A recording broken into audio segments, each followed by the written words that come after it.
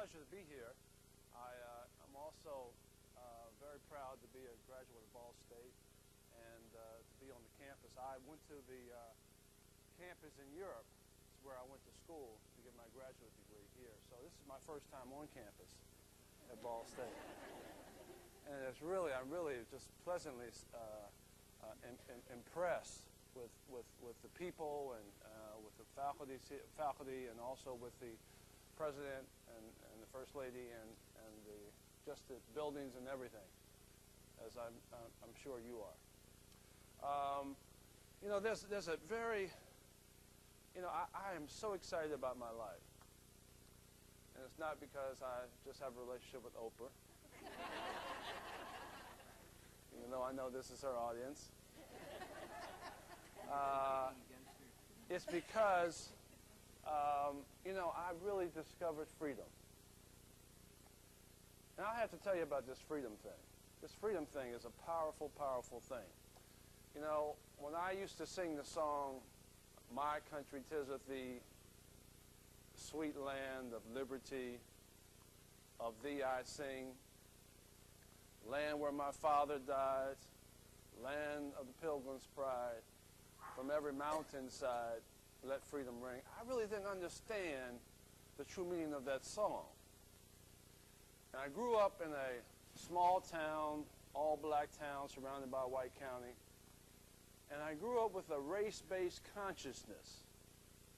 Now, when I say a race-based consciousness, do you understand what I mean when I say a race? Who understands what I mean when I say a race-based consciousness? Does anybody understand what that means? Any hands? What's that mean? It's a lot of unpleasant experiences that you experience as an African American. So when you have a race-based consciousness, you walk around every time you go into a place, you're aware of your color. If you're a woman, you know, women, you understand what a gender-based consciousness is, right? Every time you walk into a place, you're aware that you are a woman. And if someone has said to you, "You know what, son, you're nothing, you're never going to be anything," it doesn't make any difference what color you are. Every time you walk into a place, you're aware that you are less than, or you feel that you are less than. So you're not really free. So I grew up with a race-based consciousness. In addition to that, I grew up in a family with 2 mentally retarded brothers in my family. So I got a race-based consciousness, and I also have low self-esteem and a lack of confidence in myself because of my family situation. So most of, you know, as I matured and went on in life and got a job, worked in the prison system for 5 years, served in the U.S. Army for 3.5 years, played in the European Pro League for several years, went to Ball State graduate school for a few years. I began to travel around and discover that I didn't have this.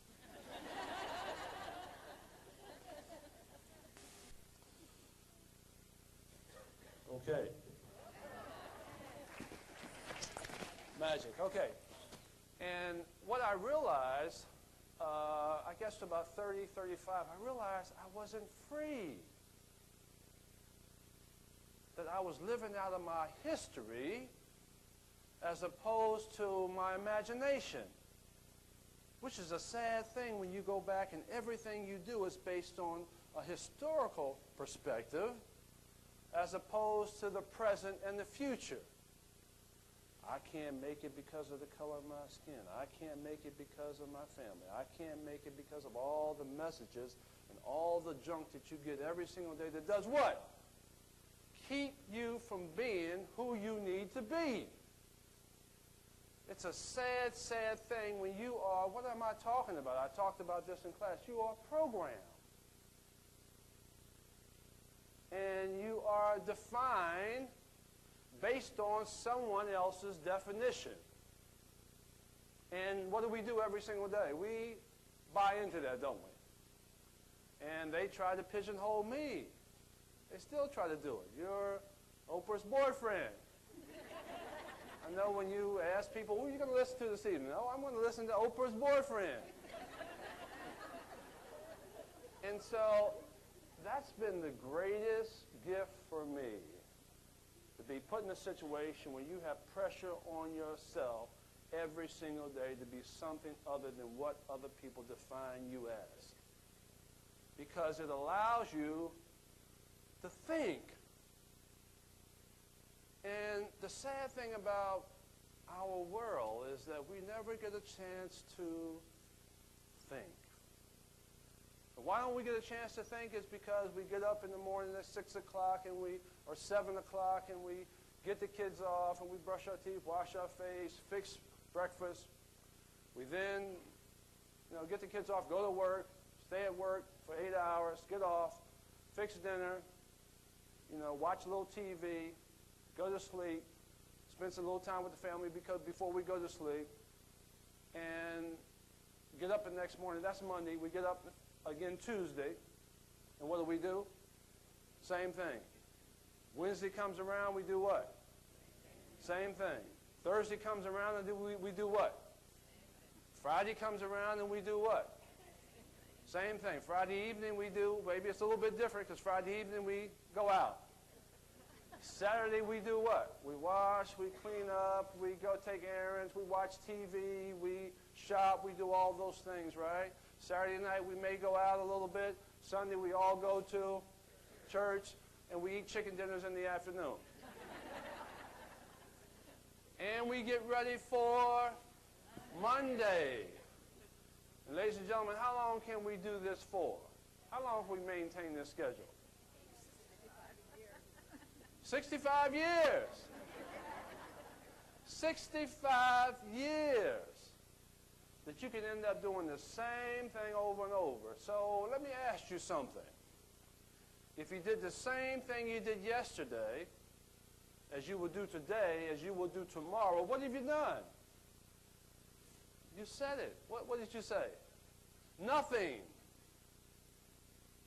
So for 65 years, you can do what? Nothing.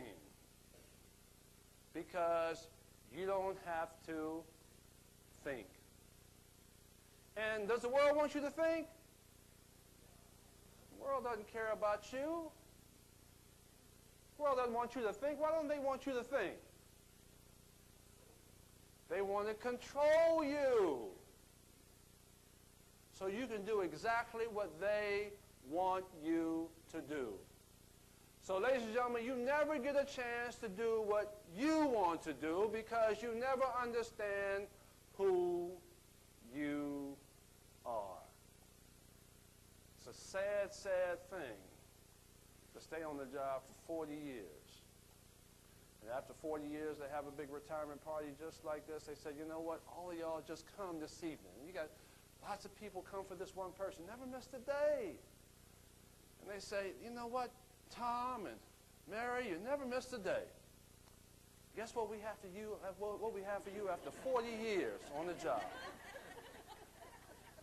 40 years on the job, we have a watch for you.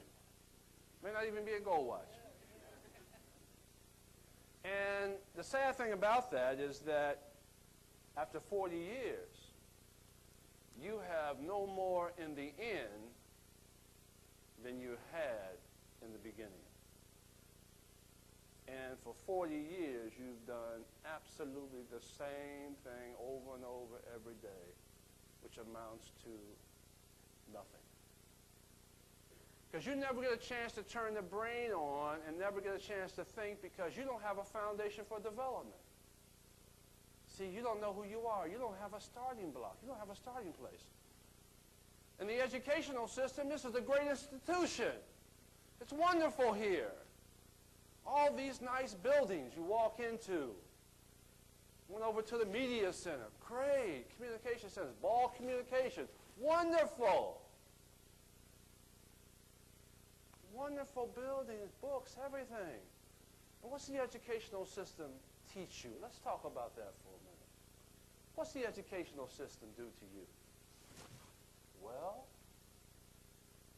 ask you to read, if I'm the instructor and I ask you to read page 47, I'm going to give you a quiz on it tomorrow, what do? You go back and you read page 47, and we give you a quiz, and I give you a grade.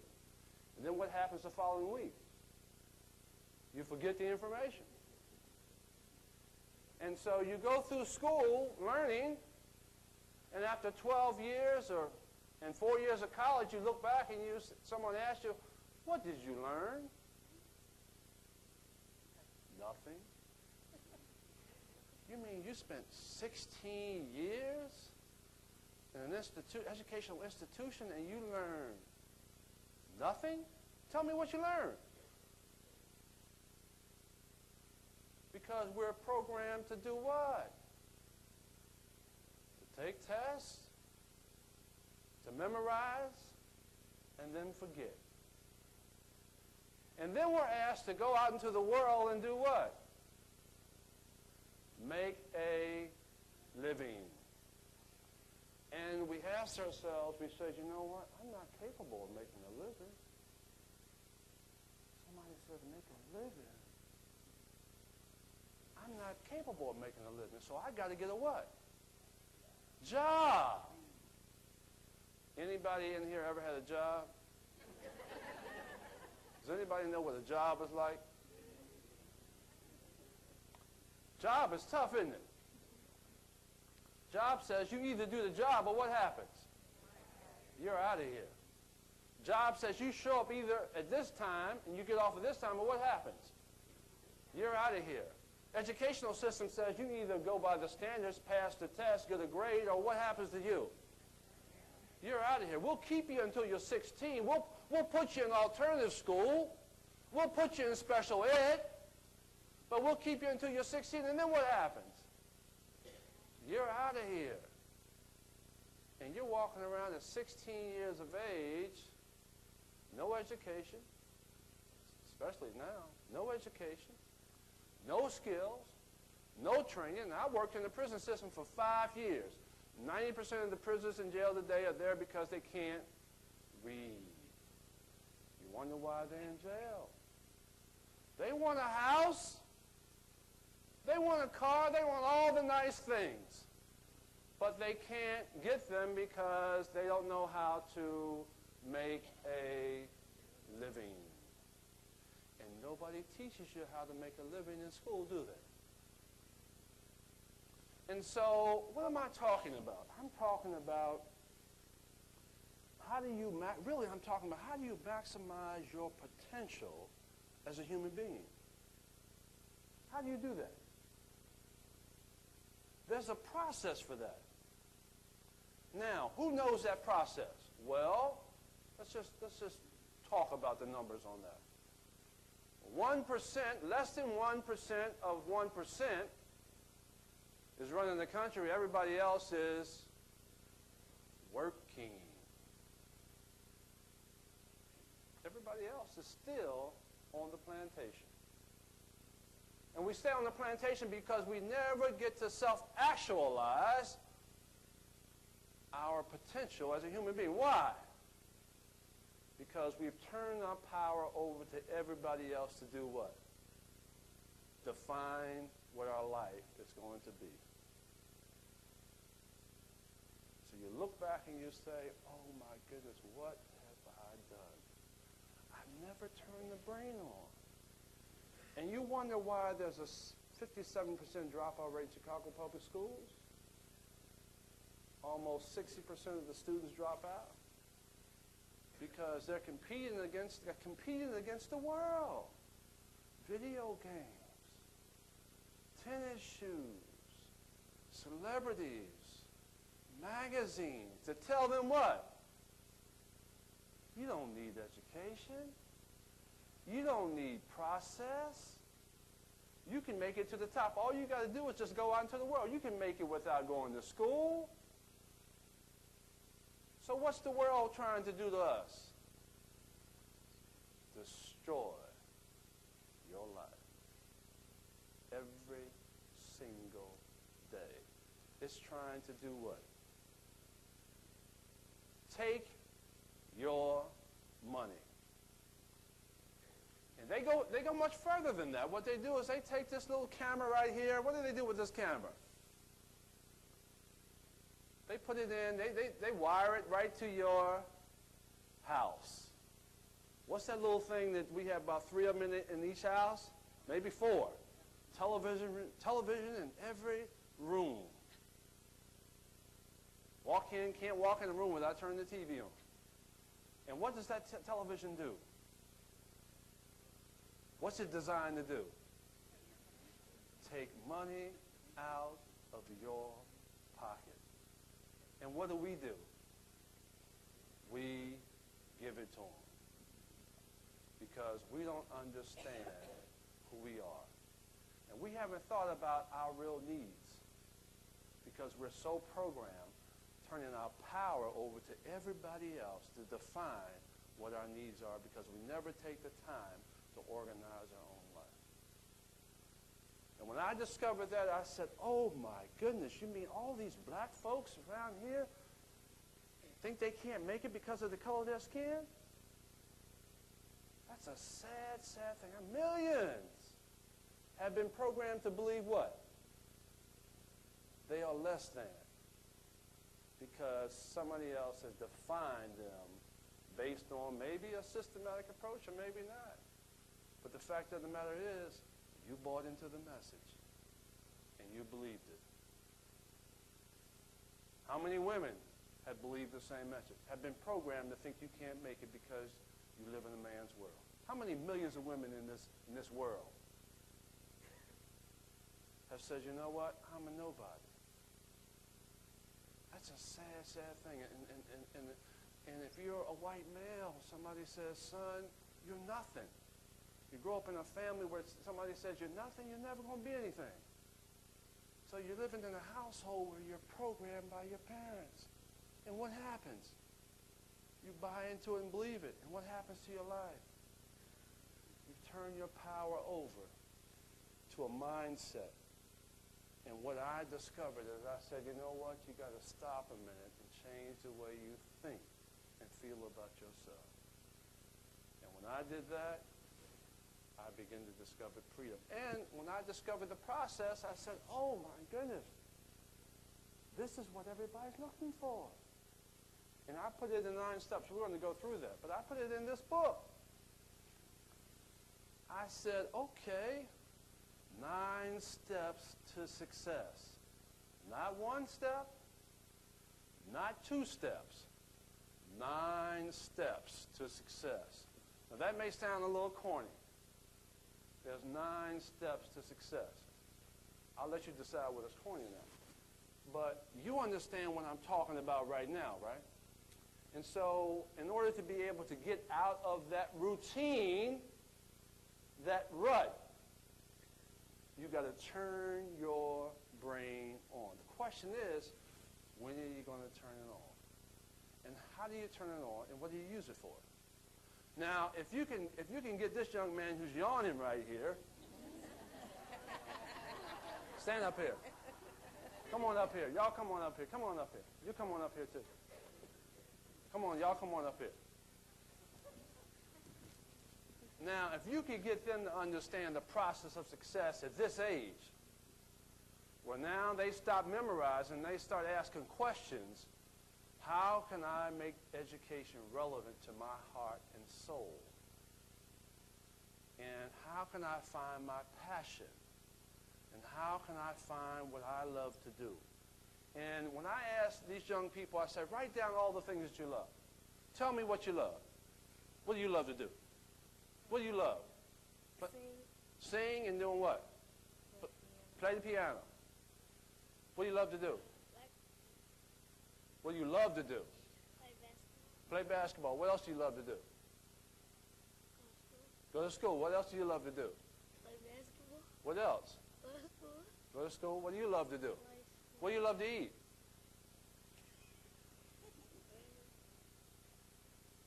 What's your favorite food? Pizza. Okay. What do you love? What kind of car do you love?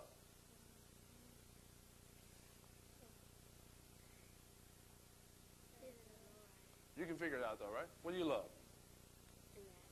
Gymnastics. What do you love? To sing. What do you love? Sports. Okay, what do you love? Dancing. So if you can take each one of these things, gymnastics, singing, dancing, and you can build a whole life around that. What do you think? Do you think you have to worry about drugs when they do that? You think you have to worry about alcohol? Because what they're doing is they are taking what you love to do, and the reason I asked you what you love to do, there's a difference between love and life. The key is to be able to find out what you love to do. So I want you to write down everything. If I gave you some time to write down everything that you love, which you could do, right? And how many things would you come up with, you think? 100. So you're right. You can write. She can write down 100 things that you love. Now what I want them to do is build a life around those 100 things. That's the key. That's the first step. Give them a round of applause. Thank you very much for your help. Okay.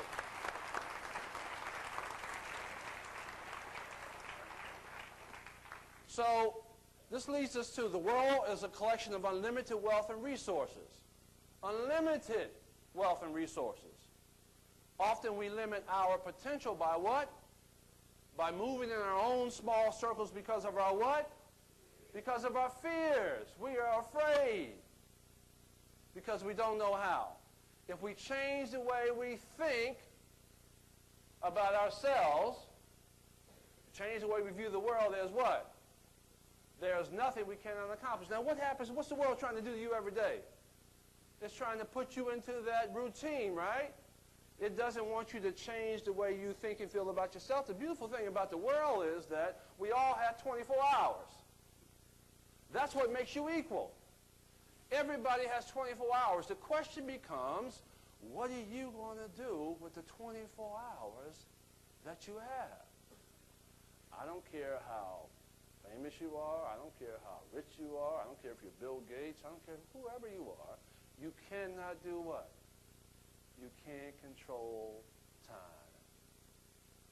Time keeps ticking. So how do you maximize your potential in the time that you have left on earth? That's the question. Okay. So my definition of success does not mean just financial career success. You can have a nice house, a nice car. You can do all the things everybody wants you to have to define success. My definition is success is living a fully engaged life. Now the question becomes, are you engaged in the world that you live in? Are you engaged in life? Or are you just kind of, I'm cool because I got these clothes on. Oh, look at my car. Look at the house I got. Look at my title. Oh, I got a big title. So are you engaged in the world that you live in? Can you maximize your potential as a human being based on the resources you have available to you? Do you know how to do that? So living a fully engaged life, that means engaged in the conversation that you're talking to. Otherwise, we run around talking about what? What do we talk about? When you don't know who you are, what do you talk about? Nothing. Hi, how you doing? How's the weather today? What's going on? That rain. We had the tornado down here last week. Talking about what? Nothing. Because we never get to express our heart and soul's desire. It's the only meaningful thing, really, to us. Is how do you take your talents and find people who have the same talent and have a real conversation about what? Your growth in the 24 hours that you have. Otherwise, you're just trying to do what? Trying to be cool. Trying to fool somebody. Engaged life in which all of your gifts and talents are developed. This is about development. As long as you live, it's about development. How do you develop yourself? That's all. The interesting thing about value, what I realize is that the value that you give yourself is the value the world gives you. If you give yourself no value, that's how the world defines you. So in order to give yourself value, you have to develop yourself. So it's all about development. With these young people right here, it's about what? Development. Every training, reading. If you can't read, what happens? If they can't read by the 4th grade, what happens? It's over. We know what's going to happen to them. They're going to jail because they're going to have to make money and then they're going to sell drugs, and they can't read. That's why you got, like I said before, 90% of the inmates in jail today can't read. I'll say this, 75% of those inmates are African American men. 75, African American men only represent 60% of the population because they don't have the skill. So regardless of what the situation is, turn their power over to somebody else to define them. They don't have the skills. Yes, there's a lot of reasons, but we don't want to go into that. Okay. When I discovered the success process, I said, you know what? I don't have to worry about race anymore.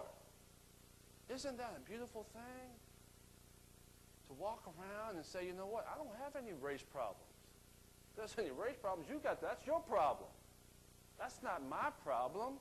I'm free. So I don't have a problem staying over your house. You know, hey, let's go play golf. Let's do whatever. I'm looking at you. I'm not evaluating you based on the color of your skin. I'm looking at you and say, you know, who are you? Your name is Rick. I want to know Rick.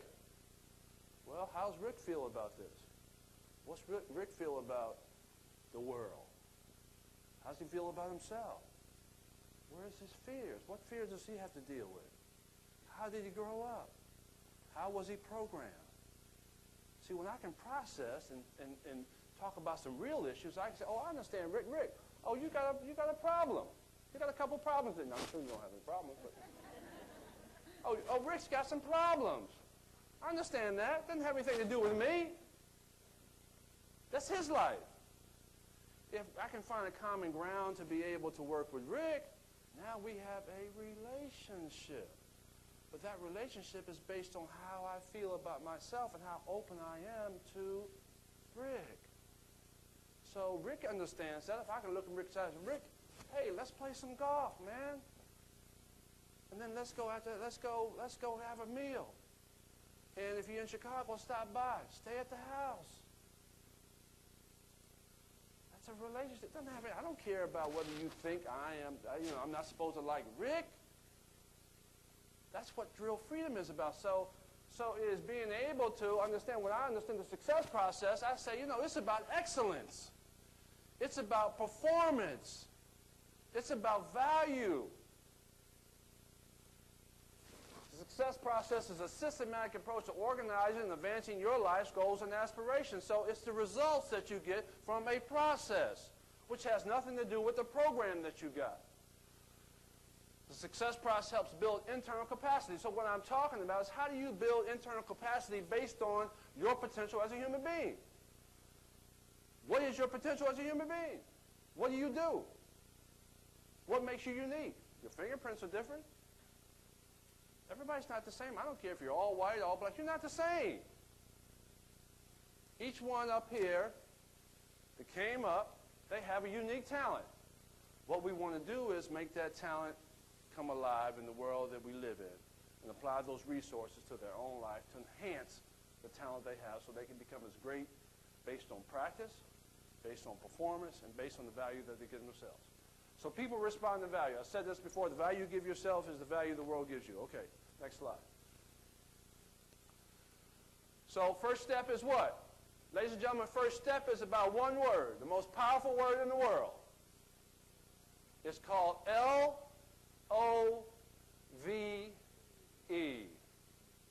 Love.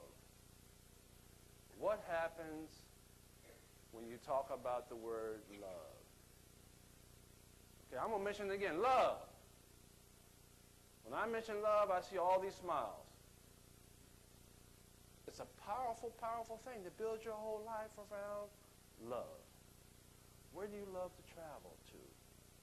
What do you love to do? What courses do you love at Ball State? What kind of house do you love? What kind of friends do you love to be around? Because when you love something, what happens when you love something? You will die for it. You give your life for it. Nobody can take it away from you. It's yours. You claim it. You take care of it. You nurture it. When you love it, love is the basis for development. So the question, you got to look within your soul and say, what do I love to do? What am I passionate about? That's the foundation for success, because if you don't find that, if people are trying to push that love away, they're trying to, you want to come out and you want to just kind of stretch and be who you are, and they're just trying to do what? They're trying to control you every day. Don't come giving me your love. You know, that doesn't work for me. Passion. What is your passion? What's your talents? What are your skills? What's your uniqueness? That's what you want to build. And when you don't have that, you can't think. You can't even get off the ground. And you end up doing what? Doing the same thing over and over every single day because somebody's telling you what to do. And they all march in the same line like this every day. You got rows and rows of people doing this. And I said this evening. You know, somebody steps out of the line. What happens? What does the group say about the person that steps outside the line? What are you doing out of this line? What are you doing thinking? You're not supposed to think. You're supposed to follow everybody else. And what do we call that when the person steps outside the line? Ladies and gentlemen, we call it leadership. And what do they do to the leaders? What do they do to the leaders? What do people do in the line? What do those people do in the line to the leaders? They call them names. They call them crazy. They try to destroy them. They assassinate them. Because they are thinking. They're making that line do what? I don't want to. I'm sitting in front of this TV all day. What are you trying to do? Make me move? Get off this couch? Because when you think, what happens when you start to think? What follows after thinking? Work. I don't want to have to work because it's too comfortable for me. I get to watch TV all day. I get to, everybody's telling me what to do, and that's comfortable. I don't have to do anything. I just follow the routine. And so when you step outside the line and people are constantly trying to pull you in, it's that they're trying to get you out of your comfort zone. They're trying to get you to think of a different idea. So it's difficult to understand the world and how you respond to it until you first know yourself. Okay. Next. Again, I talked about what are your strengths, what moves you forward, what are your weaknesses, what holds you back, what are your patterns of behavior? What do you do over and over and over again? So I looked at myself and I said, okay, how do I find myself? Well, involved in sports. So I got involved in sports because I had a sports background, built some golf courses, got involved in golf course business, wrote some books in sports. So that worked for a while, and now I moved on to education. With this pattern of behavior, I took that pattern and I tried to build a life out of what that pattern was. So everybody here has a pattern. What's your pattern in life? What do you normally gravitate toward? What would you do if you didn't have to worry about money? That's probably what you should be doing. What are your passions? What do you love to do? Okay, we've gone through that. Where there is no vision, the people perish. Why do the people perish? Because their imagination is not working for them in the future. They're living in the past. So vision is the ability to create an image based on where you want to go. Otherwise, you get stuck in doing the same thing over and over if you can't visualize the future. So when you stop dreaming, what happens to your life? What happens when you stop dreaming? You don't even dream anymore. Don't even give yourself permission to dream. Why? What happens when we don't dream anymore? We stop losing, we lose the creativity. We lose the energy. What happens when you lose the energy? Boring. Real boring. When you don't have the energy going in the right way. But when you're able to visualize, it's a powerful thing to be able to visualize. If our leaders, if you're in a leadership situation, the mayor of this city doesn't have vision, what happens to this city? What happens to the budget when you don't have vision? What happens to the budget? It just gets larger and larger because you have no sense of where you want to go. And then you're leading all these people, and when you don't know where you want to go and you're the mayor, nobody else knows. Where there is no vision, the people perish. Okay, beginning with the end in mind. So vision is built here. This is how you do it. You build vision. This is where I want to go. And then you create the goals. And then you mine the goals. So vision is where I want to go. This is what it looks like. These are the goals I have to create to get to the vision. Once I develop and get to the vision, then I can create a new vision. And that starts that process all over again. So you want to determine your destination. This allows you to chart your course backwards, build backwards. Vision first, build the goals, and then the third step is develop your travel plan. So if you're going to fulfill your vision for a better life, you must formulate a plan of what? Ladies and gentlemen, now you got to make it happen. Who are you? What's your passion? What do you love to do? Second, build a vision for where you want to go. How do you see yourself in the future? And then third is, you have to make it happen. That is the how. When I was growing up, they said to me, they never taught me how. I never knew how to do it.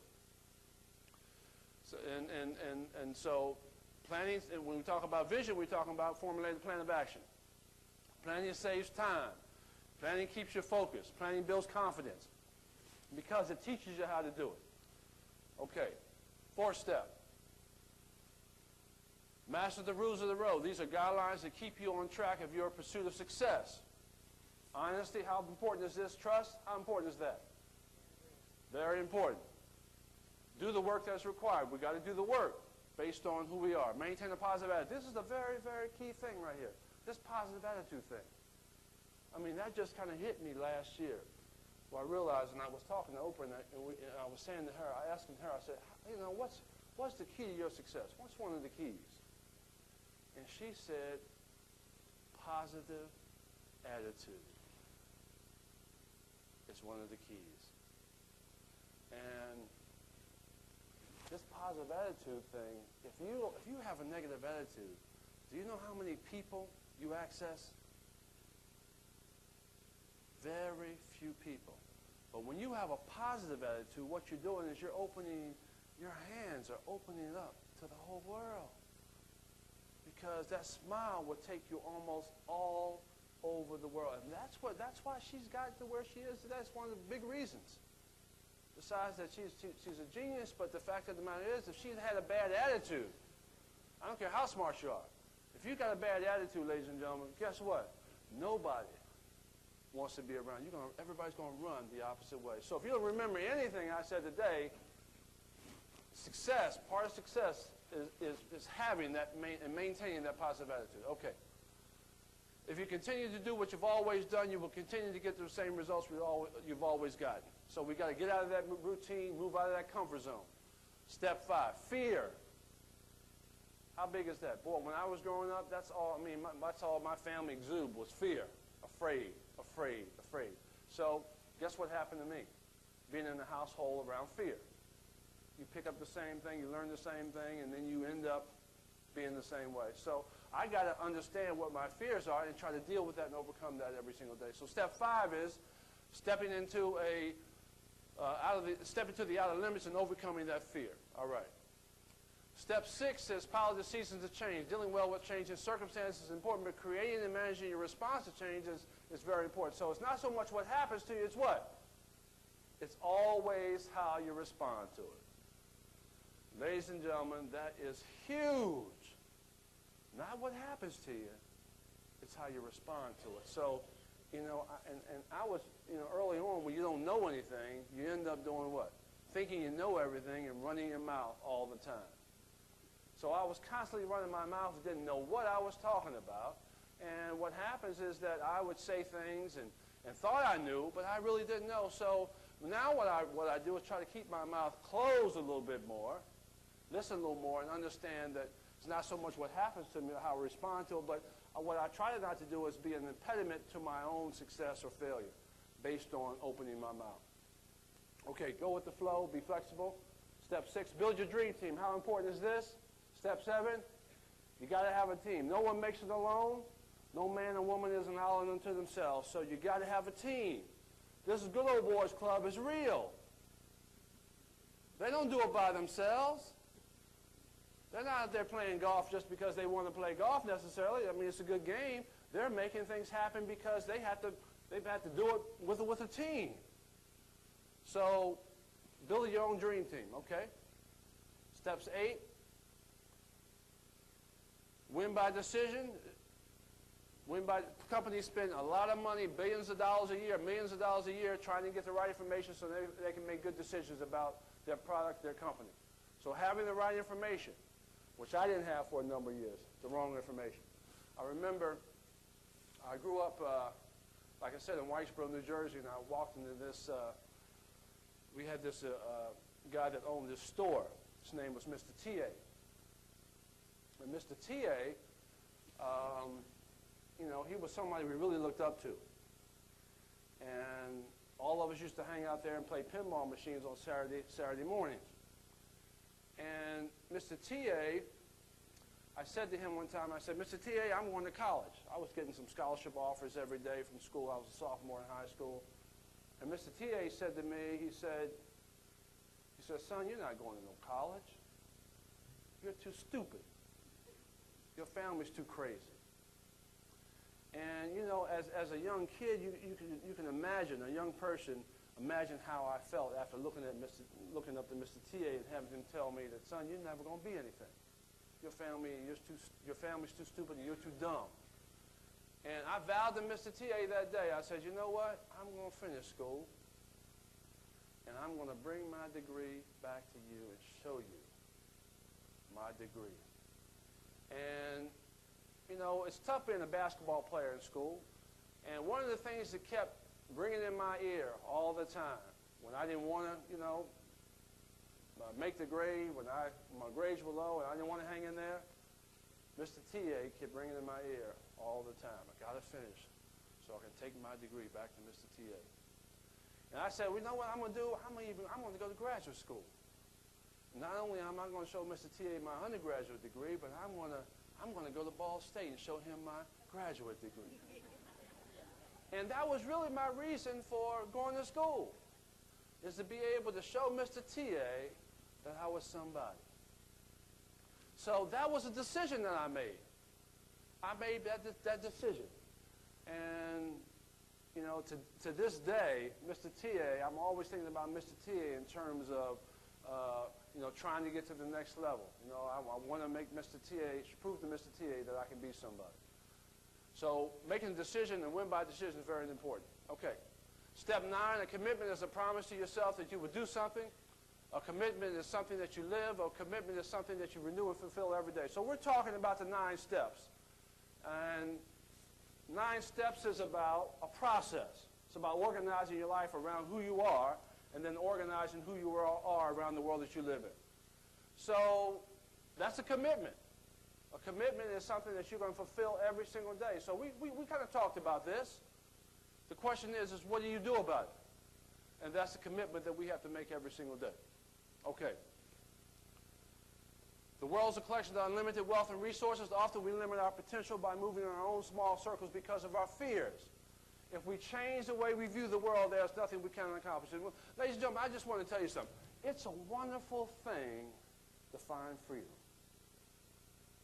And through this process, I find freedom every single day because it allows me to think for the first time in my life, as opposed to being programmed by everybody else telling me who I should be and what I can do. And that ability to be able to do that is the freedom, and I've been able to fill that hole up in my heart for the first time in my life where I can feel like I'm an equal person. And it also allows me to be able to really, really sing that song. My country, 'tis of thee, sweet land of liberty, of thee I sing. Land where our fathers died, land of the pilgrim's pride, from every mountainside, let freedom ring. So what I want you to do is find out who you are so you can go out there and let your freedom ring. And if you happen on your journeys, if you just happen to see Mr. T.A., tell him I said thank you. Thank you very much.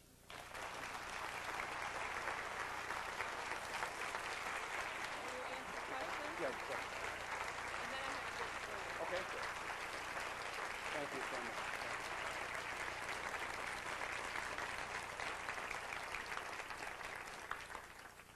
This is the Q&A time right here, but thank you for the opportunity to be able to come and talk to you and share with you this process that's so dear to my heart. Questions? Yes? You want to just stand up and yell out a little bit? You know what? I really just kind of love people, and social work was the closest thing to doing that, and I really wanted to be a social worker. So I recognized that I love people. I didn't really know what I wanted to do, but it was the closest thing to my heart, and I really made the right decision on that. So even though I think that you have to go way beyond just wanting to be a social worker. And all I'm doing right now is looking at my reach and looking at the potential that I have as a person based on the circumstances I'm in, and I'm just trying to maximize my effectiveness based on what I can do as a person. And this process has helped me to be able to visualize where I want to go and what my capabilities are based on what I can do, only as what I can do as one individual. Great question. Yes?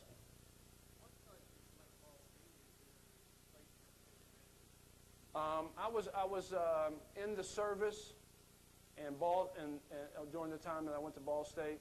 I mean, it was at Ramstein in Germany, and they had an education degree.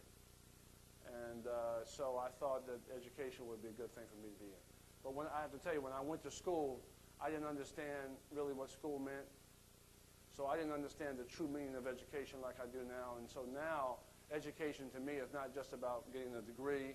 It's about really taking information and making it applicable to what I want to learn. So I can go I go in the bookstores and I take all the magazines. I probably read 7 papers a day, 6 papers a day. Everything I can read, I read as quickly as I can because I can make that information applicable to what I'm doing. And that helps me grow. So if you really want to be educated, find the information that makes your heart and soul sing. Learn that information, and if you can go to a Ball State or get your degree in something else to enhance that, of course we need that. I'm not saying don't get a degree. I'm just saying make your education relevant as much as you can so that you can follow the path.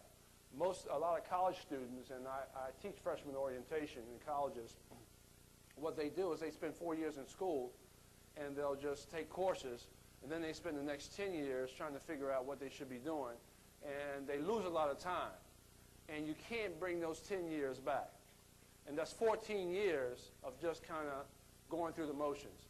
And that's why the 9 steps I think is so important, because it organizes your life around your heart and soul, which allows you to stay very focused in on what you really should be doing, at least give you the opportunity to explore what you can do based on a process. So thank you for that question. Yes, ma'am. I have to tell you this. My husband's philosophy was grow or go. Grow or go, right. Grow or go. Right. And so grow or go really means, how do you grow? The question is, how do you grow? And if you don't have a foundation for growth, then you can't really figure out how to grow. And that's what we're talking about, is that you have to have a basis for development based on what you should be doing in your life, and it should be organized around your talents. And that's the only thing that's going to make you grow, because everything else you'll try, you'll say, you know what, I tried that, I tried this, I don't like this, I did that. See, it won't go anywhere. But growth is about sustainability. It's about doing the same thing over and over and improving upon that process, so that at the end of 30 years, you're at the top of your field and you're making money, you're making as much money as you possibly can based on the field that you've chosen. And that's what real growth is all about. So the ability for me to every single day to take those papers and take anything that I read, I'm growing every day, because now I have a focus that I can take that information and I can apply that information to my focus, so I'm going to grow. Otherwise, I'm just reading information and gathering information that has no meaning, particularly now where you're overwhelmed with the information, and this is the information age with the internet and all of that. You can spend all day thinking that you're doing something on the internet, and you're doing what? Wasting time and energy, because it doesn't go anywhere. And that's really the point. Thank you for that. Yes, ma'am.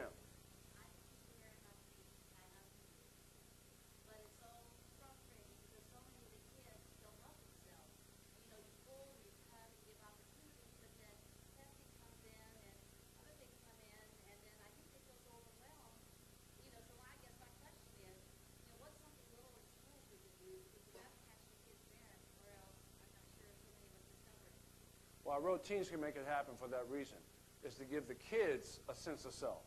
What the kids have to do is they have to participate in their growth. And they have to understand the process, because you as a teacher can't solve all the kids' problems when they come to school. That's not your job. Your job is to give them the information and have them set up a process for them to follow that. But you're having to deal with all kinds of things. So if you can create a triangle effect where you have the right information, you have the child buy into it, you have the parent buy into it, and the school buy into it, now what you have is a partnership. And so young kids now are being inundated by all the external things. That's really your competition, and it's the parents' competition. So they got video games, they got television, they got tennis shoes, they got messages, they got magazines. So what happens, they lose their focus. So to be able to give them their focus at an early age and say, well, you know what? If you want to be a piano player, what we're going to do is we're going to have that be your focus. So that becomes a part of your foundation, a part of your base. Once you learn piano, and the process of learning how to play piano, and you get on stage and you get the feeling of being successful doing that, now you can apply that same process to something else. But the process is what we're missing. The kids want to be the superstars now because they see it all on TV. They don't understand the process of how to develop that based on the program. And that's the missing piece in education. Education doesn't teach you the training before the training. We kind of used to teach the training before the training. Now education just teaches you sterile material. So when a child sits in class, he's bored. He's bored because he's thinking about 15 different things that have nothing to do with what he should be learning.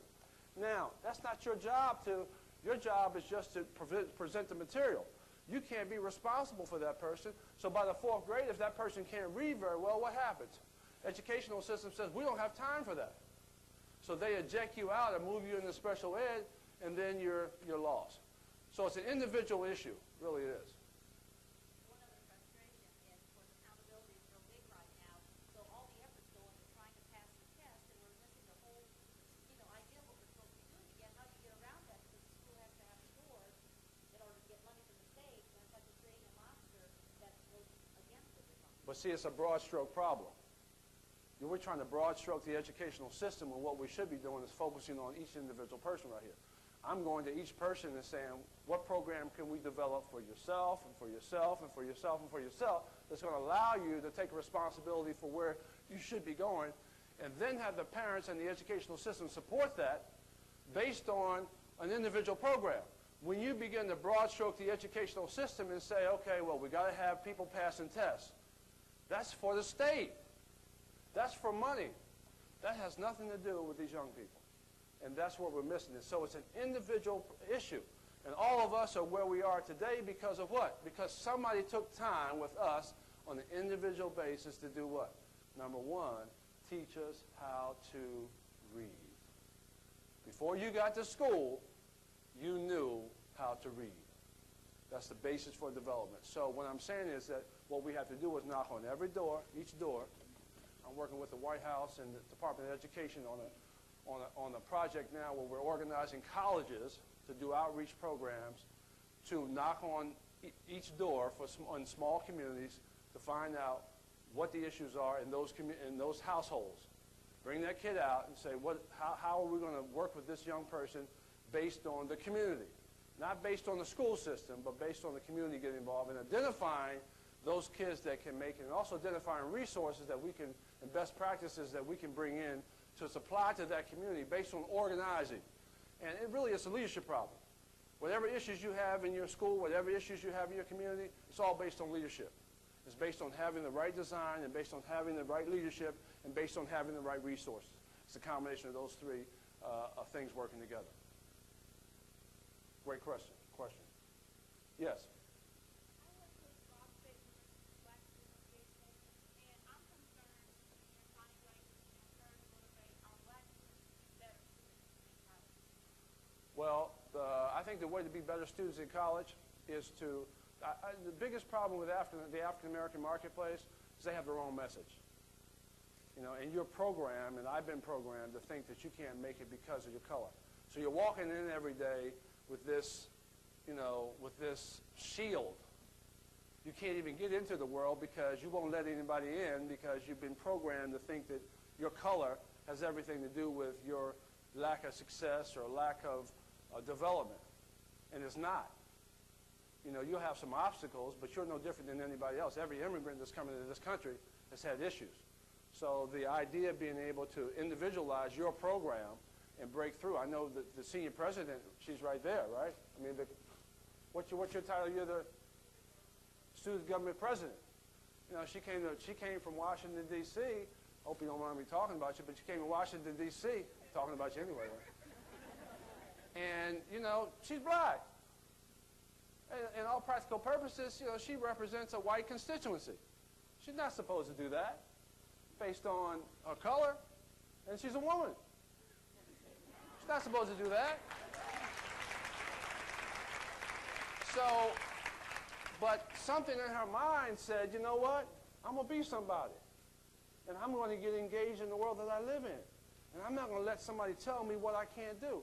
So as soon as your belief system is challenged, which says, I can't do this. I can't do this. As soon as you say you can't, it's over. Whatever reason you use, as soon as you say you can't do it, you can't do it. It's like if you're playing, if I'm playing tennis and I play tennis, as soon as I get some self-doubt in my mind that I can't hit the ball, guess what happens? The ball comes over, I'm getting ready to hit it, but where's my focus? My focus is on everything but the ball. So as soon as you take your focus off the ball, you're going to lose. Because the mind, you know, you're thinking, you know, that's why these guys, professional players, you know, in basketball and football and all that, that's why they work on motivation. It's all mental. They've got the skills. You'll see a guy that's, you know, 260 pounds, and you'll see another guy that's 170. The guy who has the weak mind that's 260 pounds, what happens to him? He's not as effective. It's right here. So what you have to do is you got to focus on that all the time, working on that. In your case, in the African American and the Black Student Union, in that case, what happens with them is they have to be reprogrammed because they're already programmed to lose. Because every time you walk in, you're not even free. You can't even gauge the system. And when people look in your eyes, they see, oh, you're scared. Oh, you can't, you know, you're scared. You don't know how. And so what I'm saying is once you get rid of that, whether you're a woman, whether you're white, whatever, when they look in your eyes, they know, they can tell you exactly where you came from, why you act the way you do, and what your power is. And your ability to be able to believe in yourself is the key for every single thing. Otherwise, if you didn't believe in yourself based on your skills and the ability to be able to process, I tell you, what kind of student are you? You a good student? Of course. You understand what I'm saying? She said, of course, and didn't take her long to say that. That's a belief system. The way she sits, the way she carries herself. You can't take that away. You know what that is? That's called royalty. See, when you have that, but when you walk around like looking down here, and, you know, you shuffling, you're weak and all of that, and you know, or you do the opposite thing. You know, you're a man and you come in, oh, I'm tough. I'm tough. I'm going to use my physicals. You know, act like you know, it's no different. It's how you think. I mean, no matter what situation I'm in terms of my public life, it's how I think that transcends my ability to be able to create relationships. Not what somebody says about me, not what you read, not what you think. It's about me being able to do one-on-one and say, you know what? I don't take a back seat to nobody. I don't care who you are. Because I know what I am. I know who I am. That's what she has. And that's what you got, and that's the missing piece. When you get that, and then you put education with it, and then you put the American free enterprise system with it, then you put the thinking with it, then you put the process with it, what you do is you change your trajectory.